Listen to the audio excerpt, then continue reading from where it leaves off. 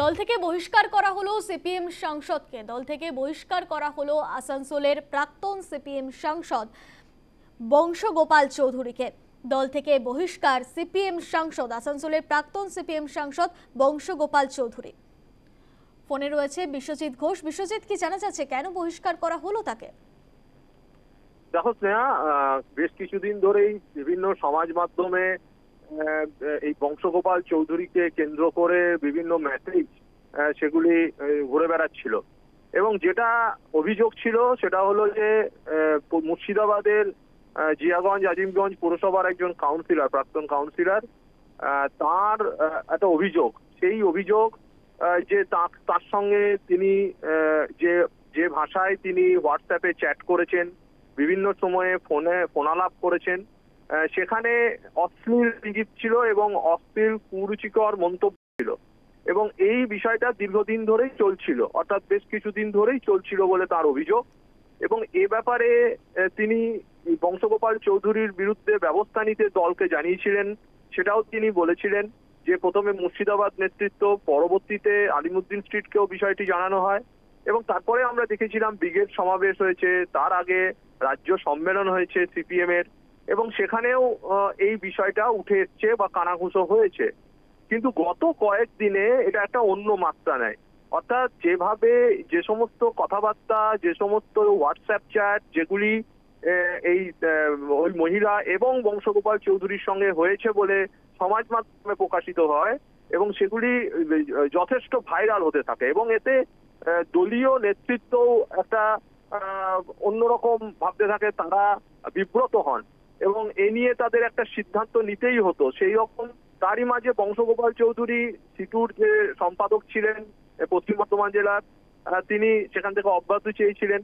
পাশাপাশি এই তারপরে যদিও তার সঙ্গে সিপিএম যে নেতৃত্ব অর্থাৎ রাজ্য সম্পাদক মোহাম্মদ সেলিমের কোনো কথা হয়নি, কিন্তু গতকাল রাতেই সিদ্ধান্ত নেয় সিপিএম নেতৃত্ব যে বংশগোপাল চৌধুরীকে বহিষ্কার করা হবে এবং সেই মতো তাকে বহিষ্কার করা হয়।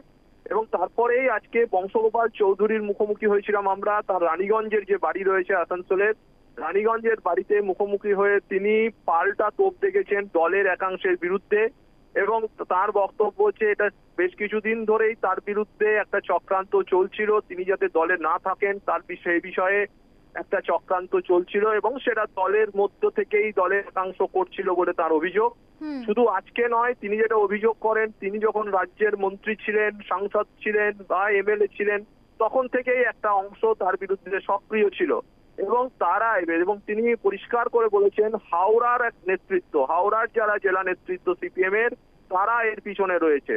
যদিও তার বিরুদ্ধে যে অভিযোগগুলি উঠেছে, অর্থাৎ যে ভার্চুয়াল যৌন হেনস্থার যে অভিযোগ উঠেছে তার বিরুদ্ধে, সেটা নিয়ে তিনি খুব একটা কথা বলেননি, কিন্তু তিনি তোপ দেখেছেন দলের একাংশের বিরুদ্ধে।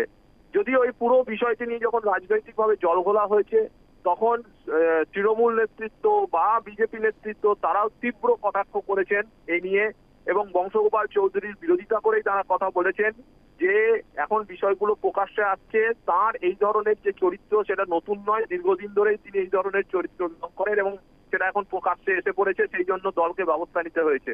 দেখো, এই বংশগোপাল চৌধুরী এমএলএ ছিলেন, অর্থাৎ বিধায়ক ছিলেন, তারপরে রাজ্যের মন্ত্রী হয়েছিলেন, তারপরে এডিডি এর চেয়ারম্যান হয়েছিলেন, অর্থাৎ আসানসোল দুর্গাপুর উন্নয়ন সংস্থার চেয়ারম্যান হয়েছিলেন, সাংসদ হয়েছিলেন, অর্থাৎ দল তাকে খুব গুরুত্ব দিয়েই ভেবেছিল এবং খুব গুরুত্বপূর্ণ একজন রাজনৈতিক নেতা ছিলেন বংশগোপাল চৌধুরী এবং তাকে বহিষ্কার করে দেওয়া হলো এই অভিযোগের ভিত্তিতে, অর্থাৎ ভার্চুয়াল যৌন হেনস্থার যে অভিযোগ তার বিরুদ্ধে উঠেছে সেই অভিযোগের ভিত্তিতে আলিমুদ্দিন কড়া পদক্ষেপ নিল। একেবারে বিশ্বজিৎ, ধন্যবাদ।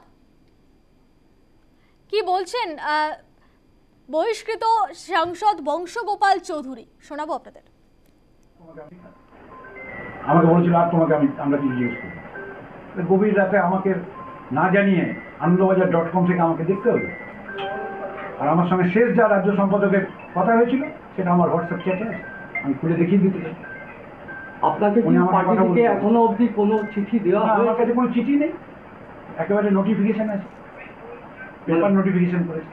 পেপার নোটিফিকেশনে কি আপনাকে বলা হয়েছে যে আপনাকে পার্টি থেকে বহিষ্কার করা হবে? আমাকে কেন বলা হবে? ওটা তো নোটিফিকেশন লেখা থাকে যে অমুককে বহিষ্কার করা।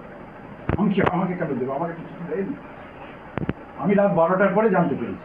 আনন্দবাজার.com ওটাকে প্রথম বার্তা। আপনার কি মনে হচ্ছে কি কারণে আপনার? বললাম তো, আবার আমি রিপিট করছি, এই কনস্পিরেসি গত কয়েক বছর ধরে আছে। জেলা ভাগ হওয়ার আগে থেকে আমার লড়াই আছে। ব্যাস, আমি এই পর্যন্ত বললাম। কাছের ঘরে বসে ঢিল মারা যায় না। আমাকে ট্র্যাপ করার জন্য, আমাকে বারবার অপমান করার জন্য, আমি মন্ত্রী থাকাকালীন পার্টির ভেতরের একটা অংশ থেকে বারবার করেছে, চেষ্টা করেছে। তারা, আমি যখন সরকার চলে গেছে, তারা ভেবেছিল মজা দেখবে, 50 কোটির গল্প হয়েছিল, সেই গল্প